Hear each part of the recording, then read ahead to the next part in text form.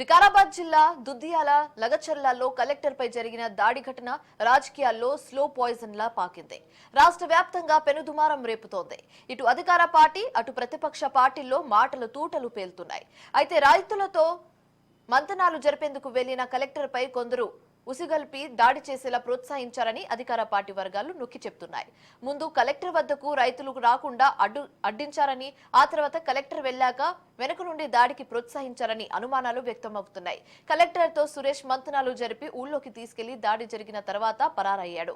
ఇందులో ప్రధాన పాత్ర సురేష్ తే ఉండడానికి అనేక సాక్ష్యాధారాలు కూడా పోలీసులకు దక్కాయి. సురేష్ అనే వ్యక్తి బీఆర్ఎస్ మాజీ ఎమ్మెల్యే పట్నం నరేందర్ రెడ్డికి అత్యంత సన్నిహితుడుగా తెలుస్తుంది. కొన్ని చోట్ల మాజీ మంత్రి కేటీఆర్ తోనూ కలిసి తిరిగిన సాక్ష్యాలున్నాయి. ఇక ప్రధాన నిందితుడి కోసం పోలీసులు 4 బృందాలుగా ఏర్పడి గాలింపు కొనసాగిస్తున్నారు. కలెక్టర్పై దాడికి పాల్పడ్డ వారిపై విచారణ చేపట్టిన పోలీసులు సుమారు 16 మందిని అరెస్టు చేసి రిమాండ్కు తరలించారు. ఇదే ఘటనపై ఐజీ సత్యనారాయణ కీలక వ్యాఖ్యలు చేశారు. లగచర్లలో కలెక్టర్పై దాడి వెనుక కుట్రకోణం ఉందన్నారు. బీఆర్ఎస్ నేత సురేష్ కావాలనే కలెక్టర్ను గ్రామంలోకి తీసుకెళ్లారని తెలిపారు. కలెక్టర్ వెళ్లడానికి ముందే కర్రలు, రాళ్లు సిద్ధం చేశారని చెప్పారు. దాడి వెనుక ఎవరున్నా వదిలేది లేదని ఐజీ స్పష్టం చేశారు. ఇప్పటి వరకు 20 మందిని అరెస్టు చేశామని, 3 నాన్ బెయిలబుల్ కేసులు నమోదు చేశామని తెలిపారు. ఈ ఘటన పై సోషల్ మీడియాలో రెచ్చగొట్టే పోస్టులు పెడితే తగిన చర్యలు తీసుకుంటామని స్పష్టం చేశారు.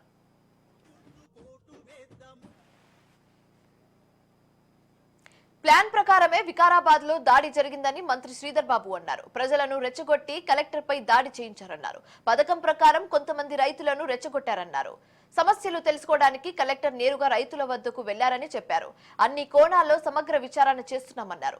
ఇక అధికారం పోయిందనే బాధలో బీఆర్ఎస్ ఉందని, ఏ కార్యక్రమం మొదలుపెట్టినా బీఆర్ఎస్ అడ్డుకునే కుట్రలు చేస్తుందని శ్రీధర్ బాబు తెలిపారు. కలెక్టర్ ఇతర అధికారులపై దాడిని ప్రభుత్వం తీవ్రంగా పరిగణిస్తుందన్నారు. అయితే దాడిపై సమగ్ర విచారణ జరుగుతుందని, పాల్పంచుకున్న వారు ఎవరున్నా వదిలే ప్రసక్తి లేదన్నారు.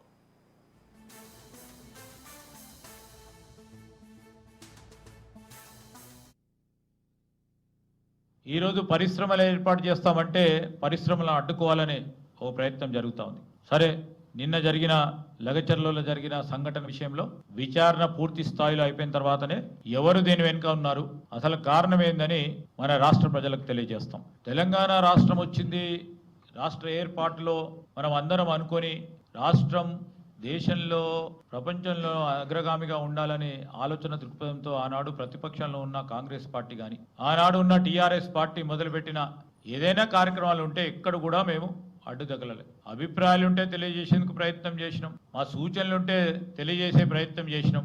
ఎక్కడైనా మొండితనంతో ఆనాడున్న టీఆర్ఎస్ పార్టీ ప్రభుత్వం వినకుండుంటే న్యాయపరంగా పోరాటం చేసడానికి ప్రయత్నం చేసినాం. కానీ ఈరోజు వారు అన్ని ప్రయత్నాలు చేస్తూ ఉన్నారు. అభిప్రాయాలను తెలియజేయాలంటే మేము వారి అభిప్రాయాలను సాదరంగా స్వీకరించడానికి అన్ని తీరుల ఏర్పాట్లు చేస్తాం. అనేక పరిశ్రమలకు సంబంధించిన అంశం వచ్చినప్పుడు మన రాష్ట్ర ప్రగతికి చాలా ముఖ్యం పరిశ్రమలు అనేది. వాటి విషయంలో ఎక్కడ కూడా అప్పుడు జోక్యం చేసుకోలేదు. అప్పుడే ఆ విధమైన జోక్యం చేసుకొని ఉంటే రాష్ట్ర ప్రగతికి విరోధులుగా ఉండే ప్రమాదం ఉండే. కానీ కాంగ్రెస్ పార్టీ పక్షాన తెలంగాణ